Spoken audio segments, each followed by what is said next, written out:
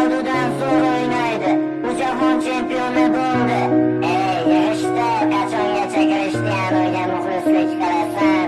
Axir u jahon chempioni bo'la olmadi. Chempionlar ligasida ham o'ynamayapti.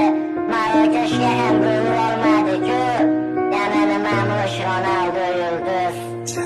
Futbolni ermak uchun o'ynamagan Krishtianu, ko'plab yulduzlaring sindi lekin Ronaldo. Balki sen Messiga muxlisdan olmaysan, boshqasini uni qirol deya atab oldin to'pini sanarsan. Ammo qilgan harakating ketadi bil besamar. Ronaldo bo'lmaganda yulduz bo'larmish Benzema. G'iybatin qilib charchashmadi Portugal o'g'lonini, Messiga fanat deyishar Ronaldo'ning o'g'lini. Har daqiqa har soniyada to'xtamadi, yugurishdan kibrga bo'lmadi do'st, nochorlarga berdi yordam. Ronaldoni yomon deding, kulganing rost ustidan. Unda nega yaxshiliklarini chiqardingiz?